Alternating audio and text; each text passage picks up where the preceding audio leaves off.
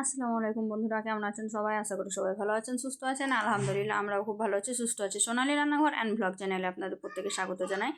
আজকে আমি আপনাদের সঙ্গে শেয়ার করব হালুয়া রেসিপি। তো ছোলার ডাল বা বুটের ডাল যাই বলেন, ডালের হালুয়া রেসিপি আজকে শেয়ার করব। তো আমি দুই ধরনের রেসিপি তৈরি করেছিলাম, আর দুটাই কিন্তু তোমাদের সঙ্গে শেয়ার করতে চলে এলাম। একটা হচ্ছে বরফি রেসিপি আর একটা হচ্ছে নরম হালুয়া রেসিপি। তো হালুয়া রেসিপি তৈরি করার জন্য কিন্তু আমি এখানে ডালকে আগে থেকেই সিদ্ধ করে নিয়েছি। প্রেসার কুকারে ভরে দুইটা থেকে তিনটা সিটি মারলে কিন্তু সুন্দরভাবে ডাল সিদ্ধ হয়ে যায়, যদি ভালো ডাল হয়। তো দেখতেই পাচ্ছেন কত সুন্দরভাবে ঝরঝরা সিদ্ধ হয়ে গেছে। এখন এটাকে আমি ব্লেন্ডারে ব্লেন্ড করে নেব। আপনারা চাইলেন সিলভাটাতেও বেটে নিতে পারেন, কিন্তু ব্লেন্ডারে তাড়াতাড়ি হয়, আমার কাছে পারফেক্ট হয়, তার জন্য আমি ব্লেন্ডারেই করে নিই। তো এইভাবে কিন্তু ব্লেন্ড করে নিতে হবে। দেখুন কত সুন্দরভাবে ব্লেন্ড হয়েছে, একদম মসৃণ একটা ব্যাটার তৈরি হয়ে গেছে। তো এইভাবে আমি সমস্ত কলাইগুলোকে ব্লেন্ড করে নেব।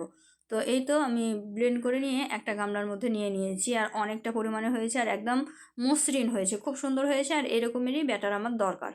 তো এখন আমি এটাকে হালুয়া তো করবো। তো হালুয়া করার জন্য প্রথমে আমি কড়াইয়ে ঘি দিয়ে দিয়েছি। ঘিটা বেশি পরিমাণে দেবেন, তাহলে হালুয়ার স্বাদটা বেশি সুন্দর হবে। তারপরে কিন্তু আমি এটাকে অনবরত নাড়াচাড়া করে এর মধ্যে যে রসটা আছে বা জলটা আছে সেটাকে শুকিয়ে নেব। তো হালকা করে শুকিয়ে নিলাম। তারপরে আমি এর মধ্যে দিয়ে দিলাম দুটা এলাচ, দুটা তেজপাতা, তারপরে দিয়ে দিলাম পরিমাণ মতো দুধ। দুধের পরিমাণটা আপনারা কম বেশি করে নিতে পারেন। আর যেহেতু দুধটা শুকোতে দেরি হয়, তো তার জন্য যদি ধৈর্য না থাকে তাহলে পাউডার দুধও দিয়ে দিতে পারেন। ডালটা কাঁচা থাকা অবস্থায় মিক্স করে নিলেই হবে। তো তারপরে আমি এখানে কালার দিয়ে দিলাম, কালার অ্যাড করে ভালোভাবে নাড়াচাড়া করে ফুটিয়ে নিয়েছি। আর কতটা ফুটছে দেখুন। এটা কিন্তু অনেকটাই পাতলা হয়ে গেছে দুধটা দেওয়ার কারণে। এটা অনেকটা গাঢ় হবে। গাঢ় হওয়ার পরে আবারও কিন্তু চিনি দিয়ে তখন আবার পাতলা হয়ে যাবে। তো এটা অনেকটা সময় নিয়ে তৈরি করতে হয়, কিন্তু খেতে দুর্দান্ত হয়। তো দেখতেই পাচ্ছেন আমি নাড়াচাড়া করে কিন্তু অনেকটা গাঢ় করে নিয়েছি। এটা কিন্তু অনেক ছিটে। তো এটা তৈরি করার সময় খুব সাবধানে কিন্তু তৈরি করবেন। আর যারা নতুন তারা তো একদমই সাবধানে করবেন, কারণ হাতে ছিটলে কিন্তু একদম ফোসকা উঠে যাবে, এটা অনেক গরম থাকে। তো এটা যত ফুটবে তত কিন্তু তাড়াতাড়ি নাড়াচাড়া করতে হবে, তা না হলে কিন্তু ছিটে যাবে আর তলায় লেগে যাবে, তখন কিন্তু পোড়া গন্ধ আসবে, খেতে ভালো লাগবে না। তো এই তো অনেকটা গাঢ় হয়ে গেছে, দুধটা শুকিয়ে গেছে, এখন চিনি দিয়ে দিচ্ছি। তো এটা 500 থেকেও কম ছিল ডালটা, তার জন্য কিন্তু এখানে আমি 1.5 বাটি চিনি দিয়ে দিয়েছি। আর এই চিনিটাই কিন্তু আমার পারফেক্ট হয়েছিল। আপনারা আপনাদের চিনিটা একটু কম বেশি করে নিতে পারেন। যারা একটু বেশি মিষ্টি খান তারা আরও বেশি দিতে পারেন, আর যারা কম খান তাহলে কম দিতে পারেন। এটা কিন্তু পারফেক্ট। তো চিনিটা গলে যাওয়ার পরে কিন্তু কতটা পাতলা হয়ে গেছিলো আমি দেখাচ্ছি, দেখুন। এই তো চিনিটা গলে যাওয়ার পর অনেকটা পাতলা হয়ে গেছিলো। আমি আবারও অনেকক্ষণ জাল করে কিন্তু এটাকে অনেক গাঢ় করে নিয়েছিলাম। তো এই হালুয়া বলেন আর যে হালুয়াই বলেন, এটা কিন্তু মেন অনবরত নাড়াচাড়া করে কিন্তু গাঢ় করে নিতে হবে।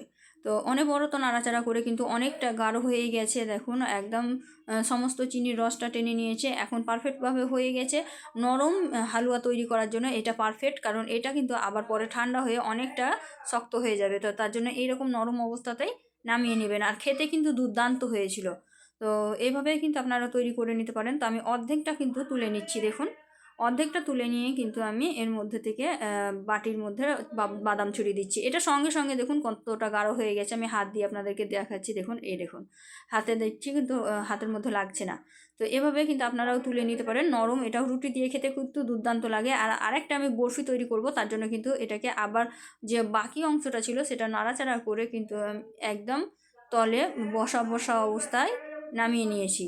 তো এই তো দেখতেই পাচ্ছেন একদম শক্ত হয়ে গেছে, চারিদিকে মানে ছেড়ে গেছে, এরকম অবস্থায় নামিয়ে নিয়েছিলাম। তো নামানোর আগে কিন্তু আমি থালার মধ্যে ঘি লাগিয়ে নিয়েছিলাম। এটা অবশ্যই লাগাবেন, নাহলে কিন্তু ছাড়বে না থালা থেকে। তো এখন আমি হাতে নামিয়ে গরম থাকা অবস্থায় এটা করতে হবে। গরম থাকা অবস্থায় একদম সুন্দর করে শেপ সাইজ করে নিয়েছি।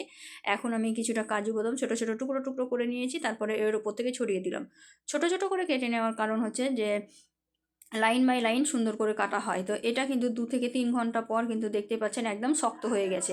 বরফিটা একদম রেডি হয়ে গেছে। এটা কিন্তু মিষ্টি আকারে খেতে পারেন আপনারা, এটা মুখে দিলেই মিলিয়ে যাবে, এতটা সুস্বাদু। আর দেখতেও কিন্তু খুব সুন্দর লাগে, আর অনেক দিন পর্যন্ত স্টোর করে রাখা যায়। তো এখন আমি এটাকে শেপ দিচ্ছি। তো আমার যেমন ভালো লেগেছে তেমনভাবে কেটে নিয়েছি, আপনারা আপনাদের পছন্দ অনুযায়ী কেটে নেবেন। তো এটা দেখেই বুঝতে পারছেন যে কতটা লোভনীয় হয়েছে। আমি কেটে নিলাম, আর দেখুন তল থেকে একটুও লাগেনি, একদম সুন্দরভাবে শেপ হয়ে উঠে গেছে। তো এই তো আমি পিস পিস করে কেটে তুলে নিলাম, আর এখন আমি একটা প্লেটে পরিবেশন করে নিয়েছি। তো রেসিপিটা কেমন লাগলো কমেন্টে জানাতে অবশ্যই ভুলবেন না।